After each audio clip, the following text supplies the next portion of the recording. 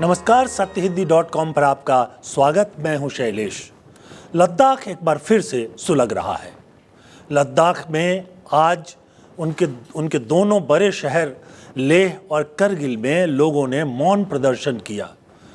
लेह में लोग गलियों से निकले और जो प्रदर्शन का मुख्य केंद्र था नामग्याल चौक, वहाँ तक पहुँच गए। हालांकि सरकार ने निषेधाज्ञा जारी कर दी थी, पुलिस तैनात कर दी गई थी, लेकिन उसके बाद भी लोग वहाँ तक पहुँचे और बाद में घरों तक चले गए। ये अच्छा हुआ कि पुलिस ने कोई कार्रवाई नहीं की, लेकिन लोगों की नाराज़गी फिर से सामने आ गई। ये तब हुआ जब एक दिन पहले ही यानी 17 अक्टूबर को सरकार ने जो हिंसा की घटना 24 सितंबर को हुई थी लेह में, उसकी न्यायिक जांच के आदेश जो है वो जारी कर दिए। सुप्रीम कोर्ट के पूर्व जज BS चौहान को इस न्यायिक जांच का अध्यक्ष बनाया गया है और वो जो हैं जल्दी ही इस पूरे मामले की जांच शुरू करेंगे। एक बार हम ध्यान दिला दें कि 24 सितंबर को लेह में हिंसा हुई थी। उसमें पुलिस ने गोली चलाई जिसमें 4 लोगों की मौत हो गई और 100 से ज़्यादा लोग जो है वो घायल हो गए। इस मामले को लेकर के 2 दिनों बाद यानी 26 सितंबर को लद्दाख आंदोलन के सबसे बड़े नेता और दुनिया भर में जाने माने पर्यावरणविद सोनम वांगचुक को गिरफ्तार कर लिया गया। उन्हें NSA में नज़रबंद करके जोधपुर जेल में रखा गया है। 2 बार सुप्रीम कोर्ट में सुनवाई के बाद भी उनको अभी तक जमानत नहीं मिल चुकी है। और कुल मिलाकर ये सामने आ रहा है कि सोनम वांगचुक के जेल में होने के कारण ही लद्दाख के लोगों की नाराज़गी जो है वो बढ़ रही है। इसके साथ साथ एक और बात है कि सरकार ने उनकी एक मांग तो मान ली, न्यायिक जांच का आदेश तो कर दिया, लेकिन आंदोलनकारियों से कोई सार्थक बातचीत नहीं शुरू हो पाई है। आंदोलनकारी जो हैं वो दोनों संगठन, एक तो लेह एपेक्स बॉडी और दूसरा जो करगिल समन्वय समिति है, उन्होंने कहा है कि जब तक सोनम को रिहा नहीं किया जाएगा तब तक वो सरकार से बातचीत नहीं करेंगे और इसलिए बातचीत का सिलसिला जो है वो थम गया है। अब इस इतने लंबे समय से यानी 24 सितंबर के बाद से ही वहाँ एक तरह से निषेधाज्ञा जारी है और इंटरनेट बाकी सोशल मीडिया पर भी रोक टोक है। उसके बावजूद लोग जो हैं वो फिर से प्रदर्शन करने के लिए मजबूर हो रहे हैं और उसको काफ़ी समर्थन मिल रहा है। लेह के अलावा करगिल में भी आज प्रदर्शन हुआ। तो ये जो स्थिति है वो एक तरह से लद्दाख को काफ़ी गंभीर खतरे की तरफ ले जाती हुई दिखाई दे रही है। हमें हमेशा ये ध्यान में रखना चाहिए कि लद्दाख जो है वो चीन और पाकिस्तान दोनों की सीमा से लगा हुआ है और चीन और पाकिस्तान दोनों ही जो हैं इसको डिस्टर्ब करने की कोशिश करते रहते हैं।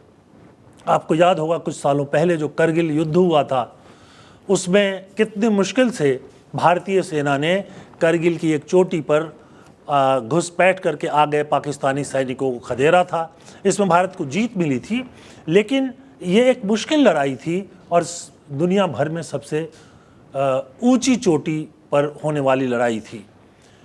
उसके अलावा चीन जो है वो कई बार घुसपैठ कर चुका है वहाँ।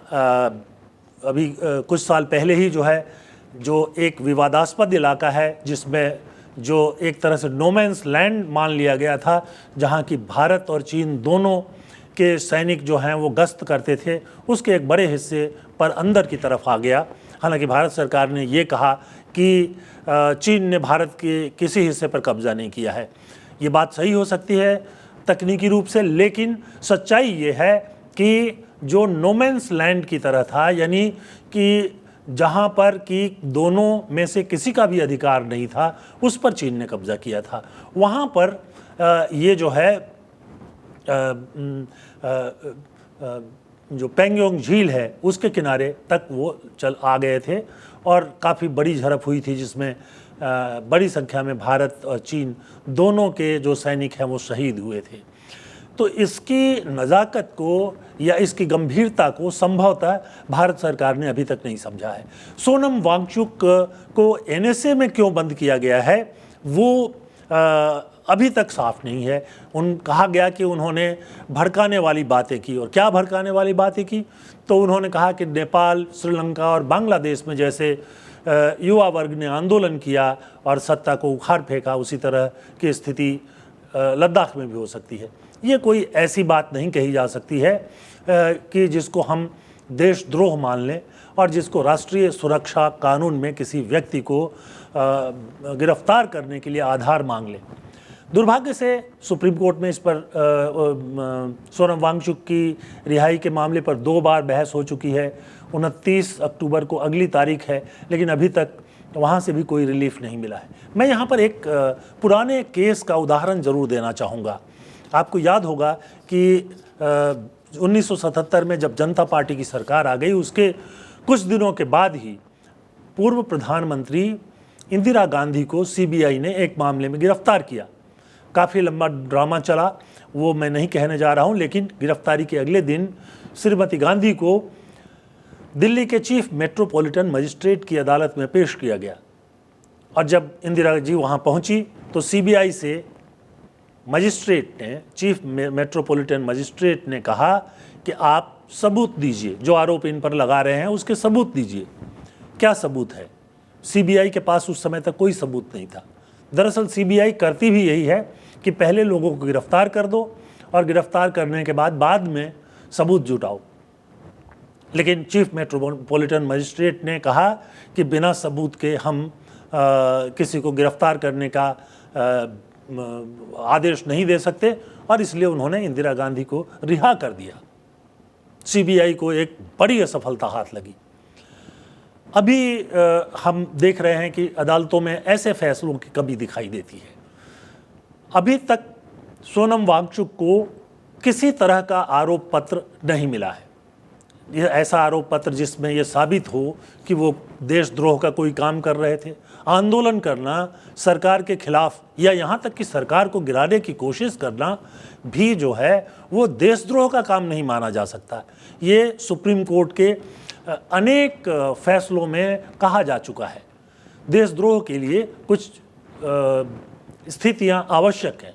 तो एनएसए में यानी राष्ट्रीय सुरक्षा कानून में सोनम वांगचुक को क्यों गिरफ्तार किया जाए, कि गिरफ्तार करके रखा जाए? वास्तविकता तो ये है कि चूंकि 24 सितंबर के बाद काफ़ी हद तक लेह और करगिल दोनों जगह शांति बनी हुई है, इसलिए सरकार को सोनम वांगचुक को तुरंत रिहा करके और बातचीत शुरू करनी चाहिए। लेकिन शायद सरकार बातचीत शुरू करने के मूड में नहीं है, और इसलिए उनकी एक मांग तो मान ली गई। एक मांग सोनम 24 सितंबर को जो वहाँ हिंसा की घटना हुई उसके बाद से एक मांग ये भी थी कि इसकी न्यायिक जांच कराई जाए। तो खैर न्यायिक जांच और सुप्रीम कोर्ट के जज से, रिटायर्ड जज से कराई जा रही है, ये अच्छी बात है। लेकिन मूल सवाल अभी भी वही है। जो आंदोलन लद्दाख में शुरू हुआ था उसमें 2-3 मांगे थी। पहली मांग ये थी कि लद्दाख को पूर्ण राज्य का दर्जा दिया जाए, जैसा कि धारा 370 को ख़त्म करने के पहले था। जब धारा 370 को ख़त्म करने के बाद जम्मू कश्मीर को अलग और लद्दाख को अलग राज्य बनाया गया, तो जम्मू कश्मीर और लद्दाख दोनों को केंद्र शासित राज्य बनाया गया, जिसमें जम्मू कश्मीर को तो विधानसभा दे दी गई। वहाँ चुनाव भी हो चुके हैं विधानसभा के, और उमर अब्दुल्ला अब वहाँ मुख्यमंत्री हैं। लेकिन लद्दाख का जहाँ तक सवाल है, लद्दाख में जो स्वायत्त परिषदें थी वो भी काफ़ी कमज़ोर हो गई हैं, क्योंकि अब सारा प्रशासनिक अधिकार जो है उपराज्यपाल के पास आ गया है और केंद्र की सरकार जो है उसके ज़रिए उसका नियंत्रण करती है। तो एक मांग उनकी ये थी। दूसरी मांग उनकी ये है कि धारा 6 के अंतर्गत जो है वो उनको विशेषाधिकार दिया जाए। अब असम में, त्रिपुरा में, मणिपुर में और नागालैंड में जो सीमा के और आदिवासी बहुल ज़िले हैं, वहाँ पर ये व्यवस्था लागू है। इस व्यवस्था से 2-3 चीज़ें उनको मिल जाती हैं। एक तो जो आदिवासी हैं उनको अपने परंपरा, अपनी संस्कृति के हिसाब से चलने की आज़ादी मिलती है और उसके साथ साथ वहाँ का जो संसाधन है उस पर उनको अधिकार मिल जाता है। तो ये कोई ऐसी चीज़ भी नहीं है जिस पर विचार नहीं किया जा सके। लेकिन ये तरह तरह की खबरें आती हैं कि चूँकि लद्दाख में बहुत तरह का खनिज मिल सकता है वो, और उसके अलावा बहुत बड़ा रेगिस्तानी एरिया है जहाँ पर कि एक बड़ी कंपनी को सोलर पावर के लिए यानी सूर्य ऊर्जा के लिए देने की बात सरकार कर रही है। लेकिन ये तो ऐसी चीज़ नहीं है कि लद्दाख सरकार, अगर लद्दाख में सरकार भी होती है या जो आंदोलनकारी हैं उनसे बातचीत करके इसका हल नहीं किया जा सकता। अगर वहाँ जो रेगिस्तानी इलाके हैं उसमें सोलर पैनल लगाए जाते हैं तो उस पर क्या विरोध हो सकता है। हाँ, वहाँ खनन को लेकर के विवाद है और उस विवाद को भी काफ़ी हद तक सुलझाया जा सकता है। जहाँ भी खनिज मिलता है वहाँ पर खुदाई होती है। असम में हमारा जो भारत का पेट्रोल डीजल है या उसका जो क्रूड ऑयल होता है सबसे ज़्यादा असम में है और असम में वो चल रहा है। तो इस तरह की स्थिति नहीं है कि वहाँ पर वहाँ के लोगों को सहमत करके और उसके बाद इस तरह की गतिविधियाँ नहीं की जा सकें। लेकिन दुर्भाग्य है कि सरकार अभी तक बातचीत नहीं कर रही है और हमारा ये मानना है कि सोनम वांगचुक को रिहा करना और उनके साथ जो उनकी मांगें हैं उस पर बात करना बहुत ही ज़रूरी है। ये जो हमारा सीमावर्ती प्रांत है एक, उसका एक तरह से सम्मान भी होगा और हम बेहतर ढंग से इस व्यवस्था को आगे ले जा पाएंगे। सोनम वांगचुक एक देशभक्त हैं, इसमें कोई दो राय नहीं है। पर्यावरण के लिए वो आंदोलन करते हैं। उन्होंने आर्टिफिशियल तरीके से वहाँ बर्फ़ के पहाड़ बना दिए ताकि पानी का संग्रह किया जा सके। उसी तरह से उन्होंने सेना के लिए बहुत कम टेम्परेचर में यानी माइनस टेम्परेचर में भी गर्म रहने वाले टेंट का निर्माण किया। तो जो लोग ऐसे काम कर रहे हैं उनको अनावश्यक रूप से देशद्रोही कहना और जेल में बंद रखना उचित नहीं हो सकता और इसका परिणाम हम देख रहे हैं। आज के इस प्रोग्राम में बस इतना ही, लेकिन आगे फिर हम इस मुद्दे पर बातचीत करते रहेंगे। आपको जो भी डेवलपमेंट होगा उससे अवगत कराते रहेंगे। और चलते चलते इतना ध्यान दिलाना चाहूँगा कि अगर आपने सत्य हिंदी का ऐप डाउनलोड नहीं किया है तो कर लीजिए। आप बेहतर ढंग से प्रोग्राम देख पाएंगे। आप कमेंट सेक्शन में जाकर अपनी प्रतिक्रिया ज़रूर दें, बताएं कि हमारा प्रोग्राम कैसा लगा, आपकी क्या राय है ये भी बताएं। आप हमारी राय से सहमत नहीं हैं तो वो भी बताएं, हम उसका स्वागत करते हैं। उसके अलावा बेल आइकन को दबा दें ताकि हमारे कार्यक्रमों की सूचना तुरंत आपको मिल सके। आज के लिए बस इतना ही। बहुत बहुत धन्यवाद। नमस्कार।